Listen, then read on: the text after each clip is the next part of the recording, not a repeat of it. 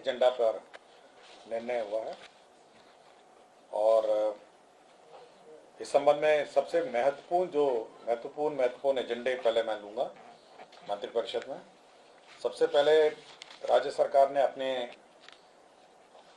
उद्योग विभाग ने बिहार निर्यात प्रोत्साहन नीति 2024 की घोषणा की है। यह जो नीति है यह राज्य में एक्सपोर्ट्स को प्रमोट करने के लिए, राज्य में जो विभिन्न प्रकार के एक्सपोर्ट्स है उसको प्रमोट करने के लिए राज्य सरकार ने यह निर्णय लिया है।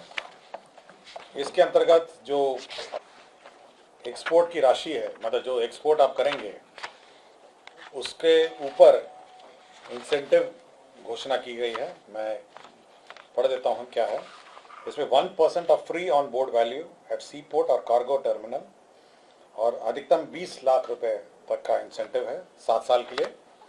और यदि 1% additional free on board value है 10 लाख तक, यदि एक्सपोर्टर जो है पिछले साल के तुलना में 50% अधिक एक्सपोर्ट अचीव करता है। तो ये एक बहुत महत्वपूर्ण निर्णय है।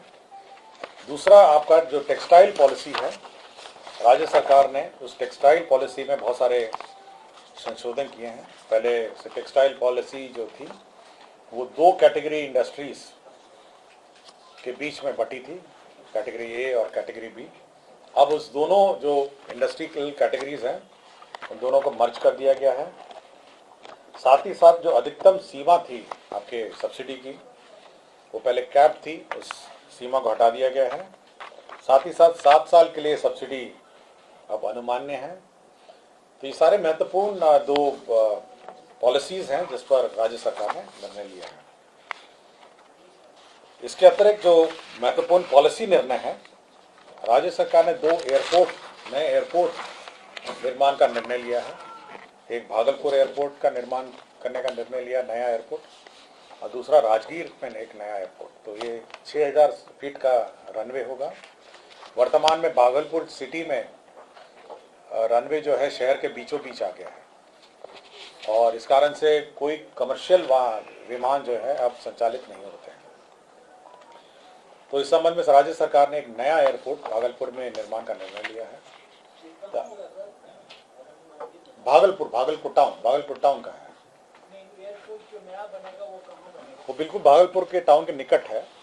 ऑलरेडी अभी जमीन अभी चयन है, अभी तो उसका गुण दोष की समीक्षा की जा रही है, लेकिन ऑलरेडी प्रिलिमिनरी सर्वे हो चुके हैं।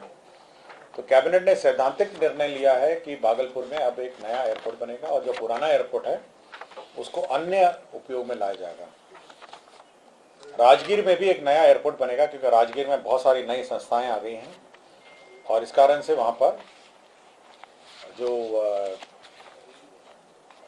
एयरपोर्ट की अब आवश्यकता हो गई है। तो यह एक महत्वपूर्ण निर्णय लिया है। जल संसाधन विभाग ने बहुत सारे 2-3 महत्वपूर्ण निर्णय लिए हैं।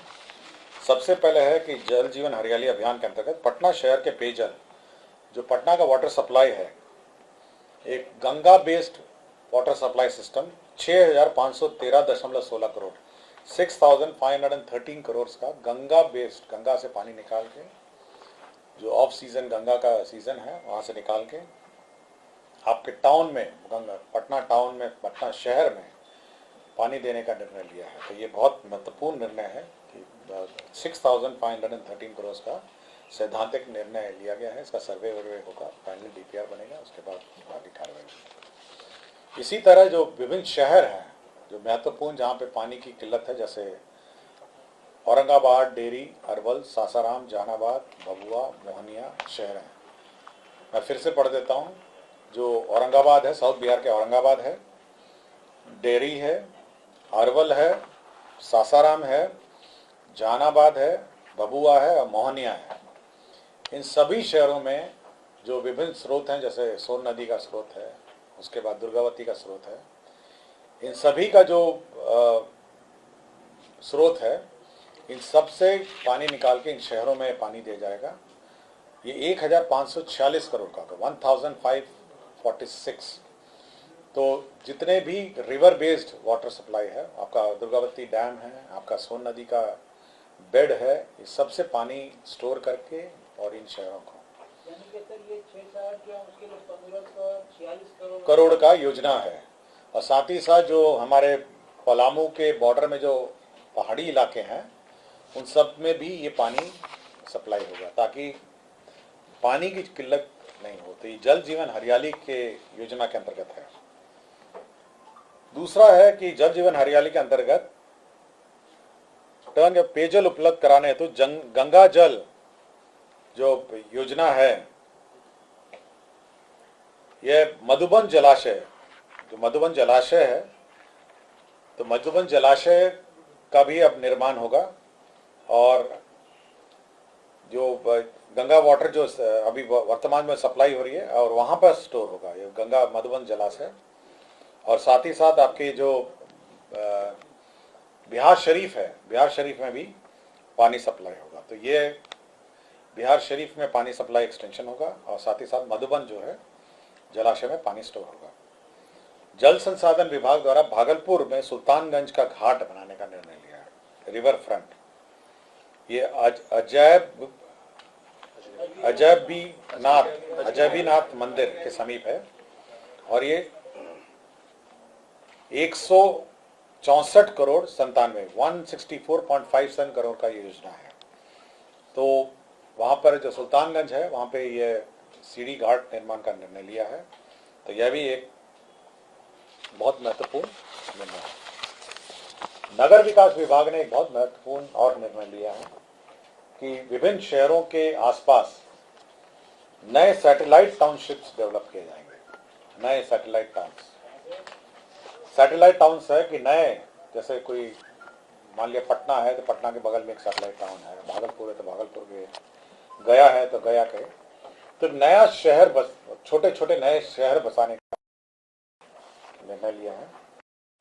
और इस कार्य के लिए है कि जो सैटेलाइट टाउन होंगे सरकार उसका नक्शा पास करेगी। पहले सपोज जैसे 2500 एकड़ है या 2000 एकड़ है तो नक्शा पास करेगी और उसके जो रोड है, पार्क है, रोड पार्क और अन्य यूटिलिटीज हैं वो सरकार एक्वायर करेगी उस लैंड को। तो सड़क और पार्क और अन्य जो नागरिक सुविधाएं हैं उसके लिए जो जमीन चाहिए वो सरकार एक्वायर करेगी और बाकी नक्शा पास करेगी कि ये पूरा शहर इस प्रकार बसा जाएगा। उसमें इकोनॉमिकली वीकर सेक्शन के लिए भी आइडेंटिफाइड होगा, ये गरीब लोगों के आवास बनेंगे और ये सेल्फ फाइनेंसिंग टाइप होगी। मतलब इसमें जो नक्शा पास होगा उसमें पैसा अधिक लगेगा, आपका एमवीआर अधिक लगेगा और उससे जो राशि होगी उसी से ये लैंड एक्वायर होगा जो सड़क और पार्क के लिए। तो नए शहर बनाने के लिए सैद्धांतिक सहमति दी है और इस पर नगर विकास विभाग आगे कार्य करेगी। तो ये लैंड किसी से लिए जाएंगे सर? लैंड किसी से नहीं लिया जाएगा। लैंड देखिए जैसे 5000 एकड़ का कोई शहर बसाना है या 2-2500 का, उसका नक्शा पास हो जाएगा कि ये लेआउट है इस शहर का और पब्लिक अपना बनाएगी, जो पब्लिक जिसका जमीन है जो है।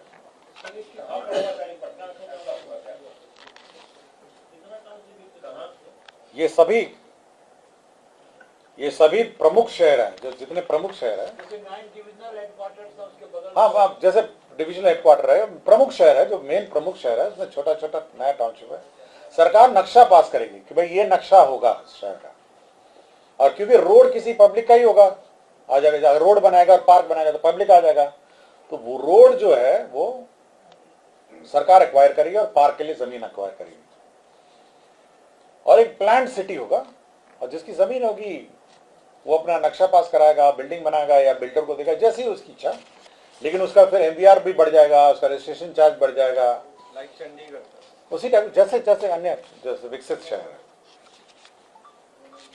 सरकार ने जो नदी में जो वेस्ट वाटर है उसको डिस्चार्ज के लिए जो बायो रेमेडिएशन मेथड है उसको स्वच्छ शुद्ध करने के लिए सरकार ने 474 करोड़ की योजना पास की है ताकि गंगा नदी और महत्वपूर्ण नदियां प्रदूषित नहीं हो।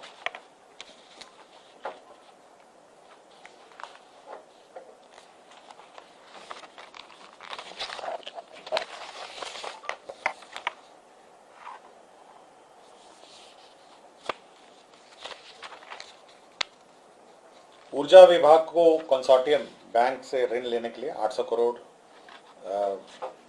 का डिस्ट्रीब्यूशन कंपनी, साउथ बिहार को 789, कुल 1589 करोड़ का ऋण लेने के लिए सरकार ने स्वीकृत किया है, गारंटी है, सरकारी गारंटी है।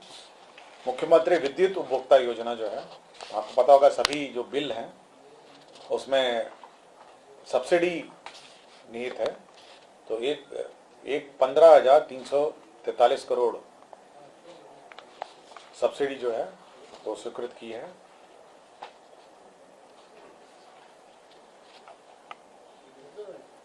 कला संस्कृति विभाग में जो म्यूजियम के संचालन है उसके लिए पद सृजित किए हैं, कुल 34 पद सृजित किए हैं। एनसीसी का जो भत्ता है, एनसीसी की जो भत्ता होता है, जो नाश्ता के लिए और अल्पाहार का जो पैसा है उसको बढ़ाया गया है।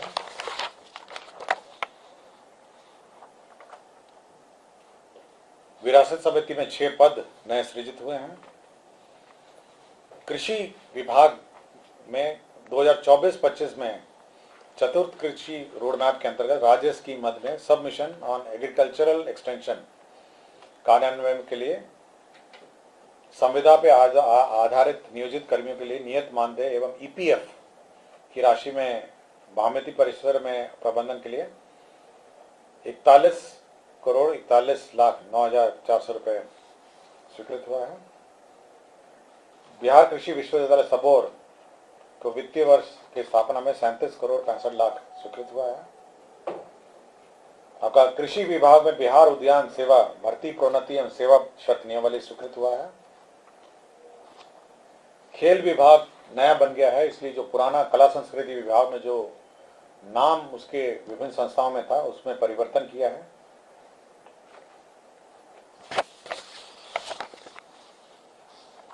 जल संसाधन विभाग में सिकरना दाया तंडबंध निर्माण प्राकृतिक राशि 239 करोड़ 63 लाख रुपए की योजना स्वीकृत की है। बिहार राज्य अंतर्गत दरभंगा प्रमंडल हेतु एकीकृत जल संसाधन प्रबंधन योजना तथा कमला सिंचाई परियोजना एवं पश्चिम कोसी नहर परियोजना के विस्तारीकरण, नवीकरण और आधुनिकीकरण के लिए जो डीपीआर बनना है उसके लिए 34 करोड़ 50 लाख रुपए स्वीकृत हुए हैं।